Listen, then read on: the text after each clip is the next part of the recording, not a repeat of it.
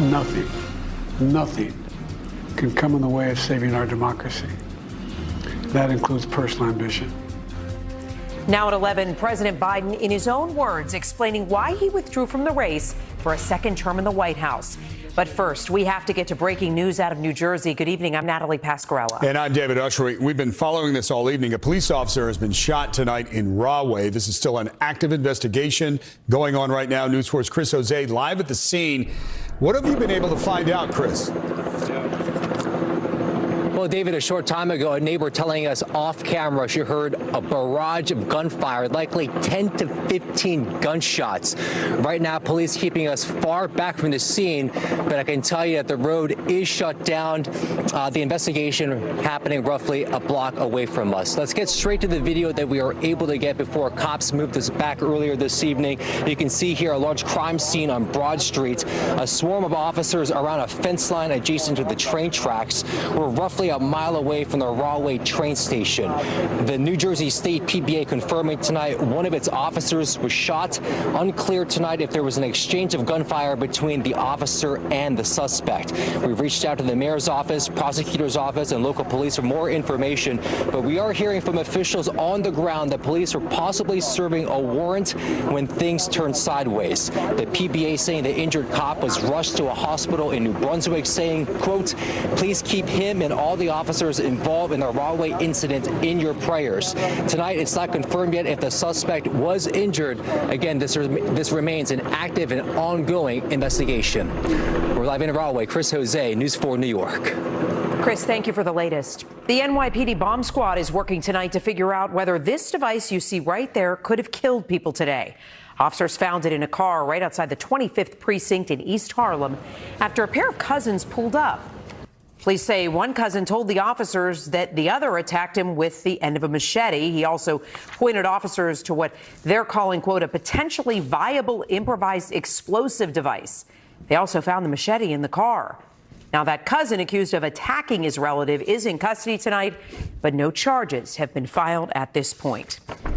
The other big news tonight, President Biden addressing the nation in prime time, explaining his decision to drop out of the race for re-election.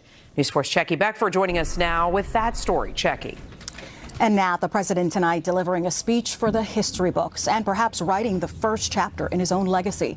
The first since LBJ to drop his bid for a second term, despite weeks of saying he would stay in the race. The president tonight patriotic and poignant at times as he handed off the baton to his VP. I revere this office, but I love my country more. From the Oval Office, President Biden tonight addressing the American people for the first time since ending his bid for a second term. It's been the honor of my life to serve as your president. The fate of the American people, he says, his top priority. Nothing can come in the way of saving our democracy. That includes personal ambition. It's about you, your families, your futures. Following a disastrous debate performance and beleaguered by calls from members of his own party to drop out, Biden tonight revealing how he came to the difficult decision. In recent weeks, it's become clear to me that I need to unite my party in this critical endeavor. The best way forward is to pass the torch to a new generation. The president handing off the baton to his VP, saying Kamala Harris is his choice. She's experienced, she's tough, she's capable. She's been an incredible partner to me and a leader for our country. The president laying the groundwork for a heated race between Harris and former President Trump, much like he did during his own campaign. America's going to have to choose between moving forward or backward, between hope and hate. All of which he implies is at risk under a second Trump term. But the president did not bow out without asserting confidence in his ability to serve a second term, laying out the accomplishments of his first. We have the strongest economy in the world, creating nearly 16 million new jobs, a record. Wages are up. Inflation continues to come down. Border crossings are lower today than when the previous administration left office. Still poignant as he reflected on his journey to the White House. I've given my heart and my soul to our nation, like so many others. I hope you have some idea how grateful I am to all of you. The president reminding voters the choice now in their hands. The great thing about America is here, kings and dictators do not rule, the people do. And after that primetime address, the president was met with applause from staffers. The First Lady on her way to Paris posting a handwritten thank you note to so-called people who never wavered, ending with a prompt for supporters to put that trust in Kamala. In the newsroom, Checky Beckford, News 4, New York. Okay, Checky, thank you. While the president addressed the nation tonight, Vice President Harris and former President Trump crisscrossed the country competing for votes in a presidential race that looks much different than it did just a few days ago. Harris spoke to members of Zeta Phi Beta, a historically black sorority in Indianapolis today. Most Indiana voters have not backed a Democratic presidential candidate in nearly 16 years. She warned that former President Trump is trying to take America back to a, quote, dark past. We are witnessing a full-on assault on hard-fought, hard-won freedoms and rights. The freedom to vote, the freedom to be safe from gun violence, the freedom to live without fear of bigotry and hate, the freedom to love who you love openly and with pride. At the same time, a source directly involved in the process tells NBC News that the Harris campaign plans to pick a vice presidential nominee by August 7th, and that deadline would avoid any concern about whether the ticket would make a crucial ballot certification deadline in Ohio. Former President Trump, meanwhile, took his campaign to Charlotte this evening. He won North Carolina in the past two elections. This was his first campaign rally since President Biden ended his own re-election bid. Mr. Trump blamed Vice President Harris for what he considers to be Biden administration failures, including border security. For 3.5 years, Lion Kamala Harris has been the ultra-liberal driving force behind every single Biden catastrophe. She is a radical left lunatic who will destroy our country. If she ever gets the chance to get into office, we're not going to let that happen. And Donald Trump acknowledged that he's leaving behind the sunnier persona and themes of unity that he and other Republicans suggested they would stick to after he survived the assassination attempt this month. All right, let's take a minute and take a look outside. We have some more rain on the horizon tonight in the tri-state. And also, when is the mugginess going to move out? Not soon enough, Janice. It's going to take another 24 hours, Natalie, before we feel that relief and that comfort. In the meantime, it's still muggy with temperatures in the 70s out there. Not a ton of rain, except off to the north and west. There have been some storms creating some flash flooding. There are warnings in effect for Delaware County, stretching from Binghamton up to Oneonta. That's just north of our counties. But these storms are moving into portions of Ulster and Sullivan counties right now, towards Jewett, towards Phoenicia and Windham at 1125 and Hunter Mountain. So some downpours there, but I don't think they're going to make it to the city tonight. 77 degrees with the winds from the south at 11 miles per hour. Dew points up at 68. We'll stay in the 70s the rest of the night as we have the past couple of nights with the clouds. It is a mostly cloudy day tomorrow, just like today, with maybe an isolated sprinkle here and there in the city. Not looking at a ton of rain unless you're down towards the Jersey Shore. There could be some storms down there that could bring some flash flooding tomorrow. There's a possibility of that. After that, though, we dry out for the weekend. More on that in the 10-day forecast coming up. Back to you. Got it, Janice. Thank you. We are less than 48 hours away from the official start of the Paris Olympics, but some events are already getting underway. And as always, our Bruce Beck is covering the games from start to finish this year, and he kicks off our coverage tonight. Games have begun. Here's Lacazette! And the host nation really get their party started. But the Paris Games have not been officially opened. That will happen on Friday. When they do, Coco Gauff will serve as female flag bearer for Team USA. The reigning U.S. Open champion is ranked number 2 in the world and is the first tennis player to receive the honor. Not only am I here playing my first Olympics, I have the honor to be the flag bearer, which is something I never thought in my lifetime. Coco is one of a myriad of stars for a star-studded U.S. Olympic team, and NBC host Mike Tirico knows all about them. From the pool with Katie Ledecky and Caleb Dressel to the track and field with Sha'Carri Richardson and Noah Lyles, Sydney McLaughlin-Lavroni. There are so many stories out there, but Team USA brings a lot of star power, and there's pressure that comes with that. The U.S. fencing team was front and center at a press conference in Paris today. The squad is loaded with local athletes who can't wait for the games to begin at the iconic, restored Grand Palais. I think it's one of, if not the best venue for any of the sports here in Paris. I am incredibly excited. It is so beautiful, and with the renovations that they've done, I know it's going to be an amazing event. And now that I'm here, I mean, it's a dream come true. I mean, I'm seeing so many famous athletes, the village, everything. It's quite amazing being here, and I'm excited to compete as well. So the Olympics are off and running. We actually have 2 days of competition before the opening ceremony and 16 after. Overall, 39 sports, 329 medal events. It's a marathon, not a sprint. In Paris, I'm Bruce Beck, News 4 New York. Yeah, nobody knows that better than Bruce. He will have all the biggest highlights from Paris every night throughout the game. So make sure you stick around for News 4 New York at 11 throughout the Olympics for continuing coverage. Still ahead tonight for us on News 4 New York at 11, how some young people from our area jumped in to help save a stranger. A medical emergency on board a Southwest Airlines flight. A group of scouts jumping in to help save a man's life. How they pulled it off as the plane made an emergency landing. And a little later on, out the window, how you can help this little dog that survived just a terrible ordeal. And AIDS breakthrough, the treatment that could help end a pandemic that's been killing people for nearly half a century.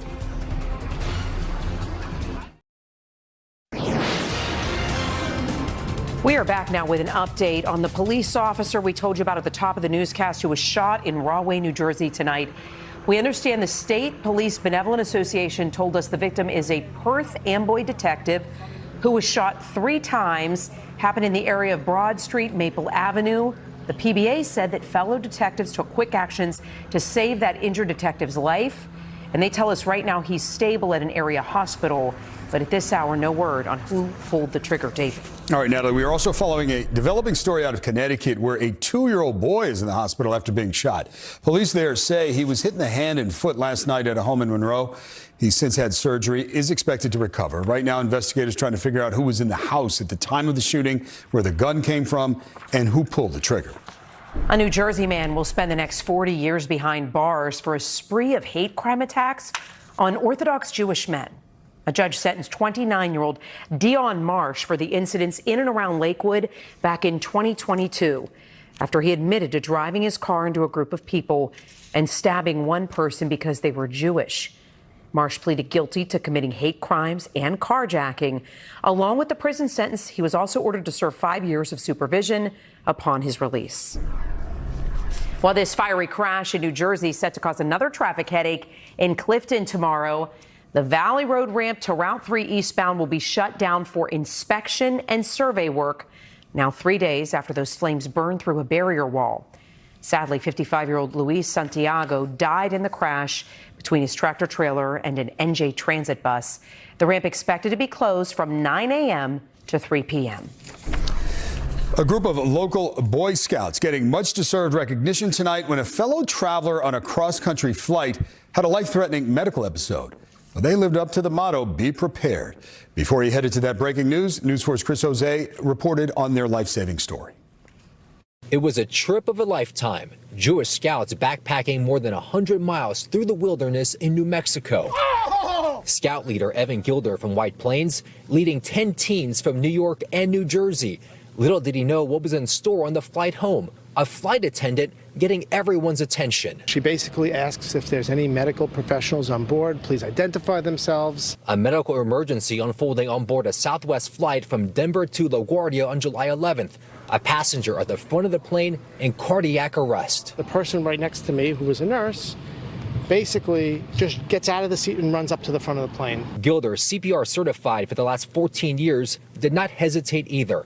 A doctor and 2 nurse practitioners attempting life-saving measures but needing help. I immediately ran to the back of the plane. I literally picked them out. You, get to the front of the plane. Gilder turning to 2 of his scouts, including Ariel Yaron. Tension is high, very high. The 16-year-old Eagle Scout seen here in CPR training among those who formed a line, taking turns doing compressions on the passenger's chest in tight space. High altitude.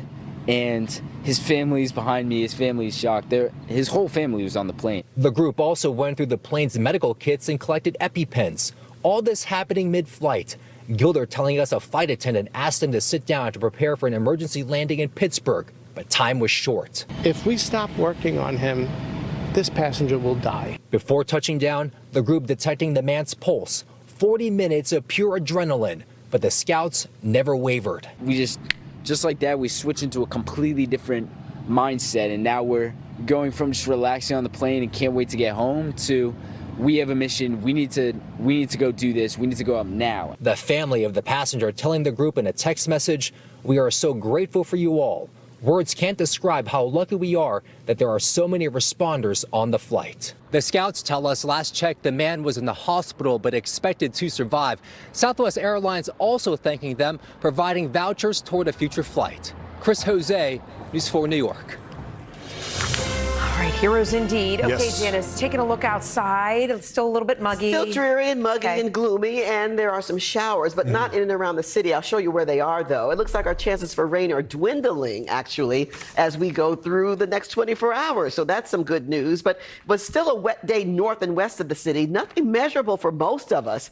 But once we got up into the Catskills and Poconos, we saw some downpours today, some thunderstorms. Some of the rainfall totals added up to an inch or two, or even 3. Tomorrow, not expecting a lot either, unless you're down towards the Jersey Shore. Some showers may pick up there in the morning and into the early afternoon. You might get an inch of rain or so.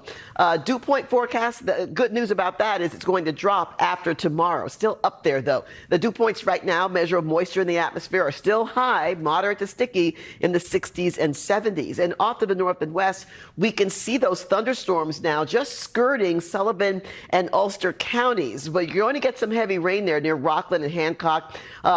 Flash flood warning is in effect for Delaware and Otsego counties, but that could change as those showers move east. They won't make it to the city, but our northern counties definitely. But we look down towards the south and west. There's still a lot of moisture down across the southern states. We won't see most of that, but finally a front will come through tomorrow night with the drier air. Right now, some breaks in the clouds. It's 77 degrees in the city, but generally speaking, we'll stay cloudy all night long with some light showers here and there. Not looking at big, heavy rain. Now, at the coast tomorrow, especially the Jersey Shore in the morning, you may get some downpours there, and also in the afternoon across parts of eastern Long Island and the Jersey Shore. So they'll be widely scattered as they have been. But look at what happens from Friday night into early Friday morning, tomorrow night, early Friday morning. The dry air comes in, we clear out. Look at the dew points drop from 70 to the 50s on Friday and Saturday. That means drier air. It'll feel great all weekend long, from Maine down to Maryland and D.C., back from Boston to Buffalo, Ithaca, Albany, all points in between.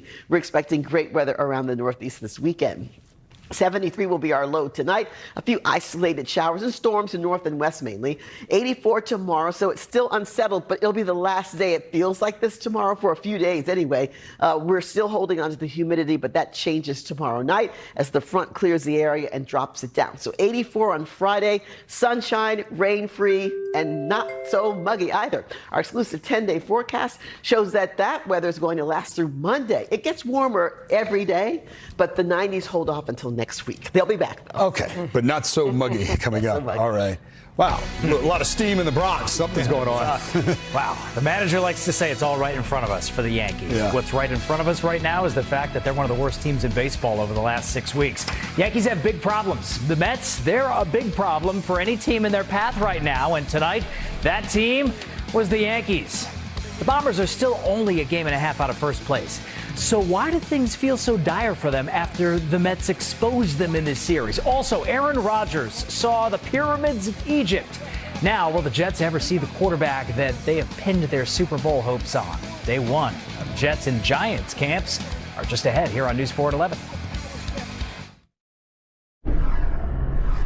A potential breakthrough in stopping AIDS. Twice-yearly shots used to treat the disease were 100% effective in preventing new infections in women. This is according to a study published today in the New England Journal of Medicine. There were no infections in the young women and girls that got the shots in a study in South Africa and Uganda. In a group given daily prevention pills, roughly 2% ended up catching HIV from infected sex partners. The shots are made by U.S. drug maker Gilead. A Connecticut community has come together to cover the costs of surgery for a dog that suffered serious injuries after falling from a moving car. The incident happened on Route 44 in Avon. Police say the dog either jumped or was thrown from a blue SUV. The 1-year-old puppy broke her pelvis in 4 places and did require surgery, which cost more than $5,000. Animal control officers say she pulled through that procedure beautifully, but police are still looking at surveillance video in the area of the incident. When we come back, John Chandler has the Subway Series highlights from the Bronx and Aaron Rodgers' trip to Egypt. But first, here's what Jimmy Fallon has coming up tonight. Hey everyone, we're playing What's Behind Me with Matt Damon. Plus, we have Josh Hartnett and a performance from Hardy. It's a great show tonight. The Spectrum Sports Desk is brought to you by Spectrum, with fast and reliable internet for $39.99 a month, plus advanced Wi-Fi and free unlimited mobile line, both free for 12 months. Subway Series is in the books, and we learned some things, didn't we? Since 1997, the Mets have swept the Yankees just twice. They won all 4 back in 2013, and they brought brooms to the Bronx tonight. For a brief second, though, the Yankees led this one 1-0. But then blast off in the 4th. Garrett Cole called this pitch a poor one, and Pete Alonso takes it deep for a 2-run shot. It's 3-2 Mets, and Cole's nightmare was just getting started. Francisco Lindor decks a 2-run shot to the second deck, 5-2 Mets. Then Tyrone Taylor, who homered earlier, flares one over Gleyber Torres to chase Cole, whose ERA is now 5.5. Oh, Lindor put the finishing touches on this one with a bomb to left. The Mets sweep the Subway Series, 12-3 the final.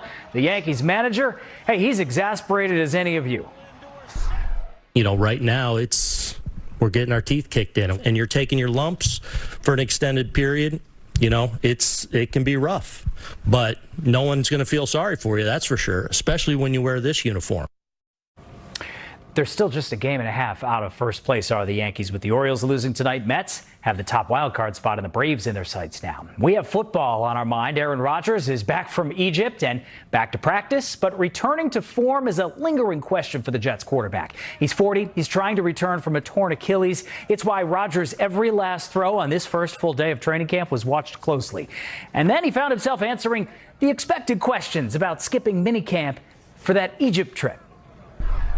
The last 2 days are pretty special. The second last day, we were at the pyramids and the Sphinx in a private, private viewing, and then we went out in the desert on camels. Yeah, that was fun. We got to watch the sun go down in the desert, watch the moon rise, and yeah, it was a really special trip. Sounds memorable. As I say, you rode camels. It's great. The Giants open camp with Daniel Jones, a full participant, cleared for contact. It's a big step for the quarterback, 8 months removed from tearing his ACL. It's unquestionably the biggest season of his football career, given the Giants flirted with drafting a quarterback. Yeah, I mean, I expected to be here. I expected for the process to go smoothly and well, and I'll continue to rehab, focus on my knee, but also, from a football standpoint, getting back into 11-on-11 and playing football. But yeah, grateful to be here, and I feel like I'll be back to where I was, if not better. All right, to basketball. Tom Thibodeau gets a 3-year contract extension for the Knicks. But the biggest deal in basketball today? Yeah, strike up the music. That's the one that brings the NBA back here to NBC. So that also means that Round Ball Rock is back, too. The iconic theme song returns along with the NBA and WNBA as part of an 11-year partnership.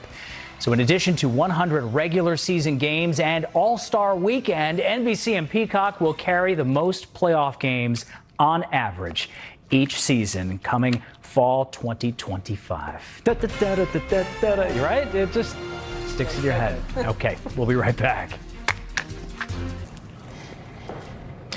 Okay, Janice, hopefully we cool off a little bit. That'll happen after tonight. Tomorrow night, we'll start to see a change in the forecast. Our exclusive 10-day forecast. We're still in the muggies tomorrow, and there's still chances for showers, stray showers on and off. But by Friday, it's looking great. The humidity drops. The temperatures are in the 80s. It's a beautiful pool, beach, barbecue, everything outdoors this weekend, all the way through Monday. So we'll do all that at your house, actually. Yeah, that sounds pretty good. Since you laid it out for us. All right. That'll do it. The Tonight Show star Jimmy Fallon is next. Have a great night. We'll see you tomorrow.